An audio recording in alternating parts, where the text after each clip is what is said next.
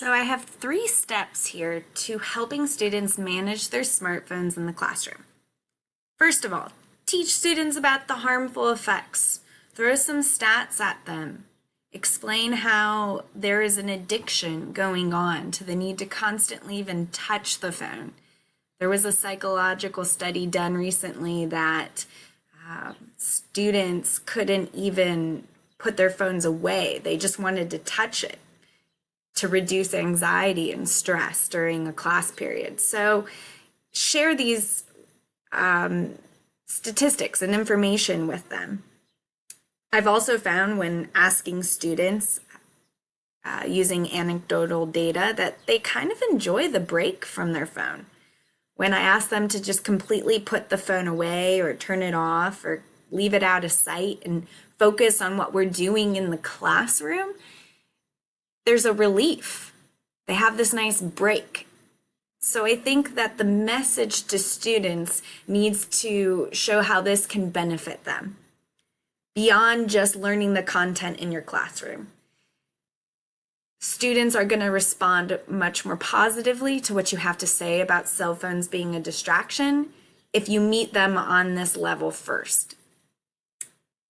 And then going forward, you can start teaching them about ways to manage the phone. So number 2, I have here is distraction blockers. Turning off all notifications. In every phone setting, you can actually turn off all notifications to all your apps, some of your apps, regardless of what it is, social media, Amazon, etc. I've done this, and this is really helpful. I've done this with my text messages. So that way I can set aside time during the day where I focus on responding to text messages. How many of us are guilty of opening up a text message, reading it, but not having the time to appropriately respond, and then either forgetting about it, or on the other hand, it's in the back of your mind, and even though your phone is put away or down somewhere, you're distracted by it, right? You know you have to respond to that message, you have to respond to that person, and it's distracting you from being present. There's also a do not disturb function on iPhones. And when you turn this on, this function will automatically disable all notifications, alerts, texts, etc. from appearing on your phone. And you can even set it so you have a favorites list. So say for your kids, spouse, you can have those individuals, their texts and phone calls still come through and notify you, but that way you're limiting the pool of people so that it's really for emergencies that somebody is able to get through your phone when it's on the do not disturb function. Again, another great way that students and yourself can focus and be present. And sharing this information with them is incredibly valuable. I'm not sure how many students are aware that these things even exist. Additionally, you can download apps that also do this. My favorite is Staying Focused. It's a free app, and what it does is you can set times of the day in which you can access certain apps and times where you can restrict access to these apps.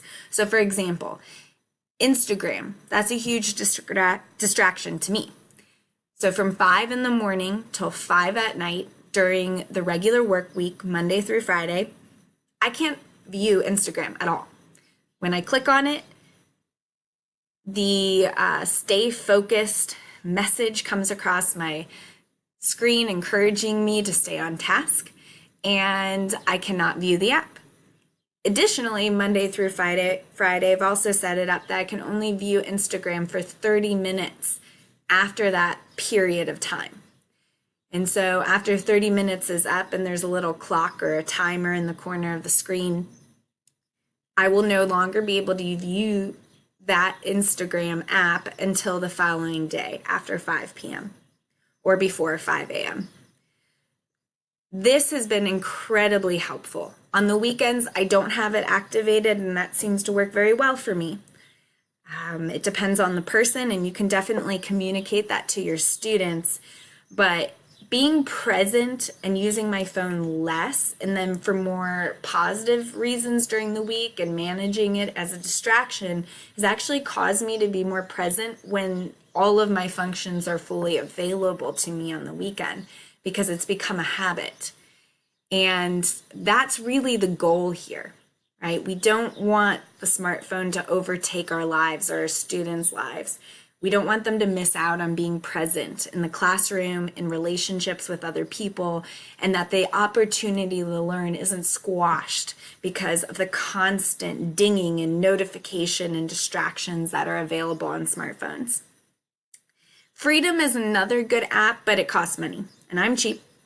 But Freedom, from its description, has a leg up on staying focused. So if you're willing to put in the money, Freedom, unlike staying focused, is so strict as far as blocking notifications that you can't even go into the app and change the settings within a 24-hour period. So say, for example, you really want to see Instagram and you decide, I'm going to change the settings for that, where I'm going to allow myself on a Tuesday at noon to access Instagram. Staying focused would allow you to change those settings. But Freedom makes you put in a request and wait 24 hours before you can actually change that setting. So you are really blocking yourself from using Instagram or Amazon or whatever application is a distraction to you. And this is amazing, right? Because for me, if I had this Freedom app, which I don't because I'm cheap, I would not be able to change that setting for 24 hours, and it wouldn't matter because by 5 p.m. on that Tuesday, in my scenario, I would now be able to view Instagram. So I would not take up that offer 24 hours later to get rid of that setting. So these are just some really practical ways that you're actually using smartphone technology to limit the distractions of your smartphone and utilize the smartphone better, or when need be, just put it down.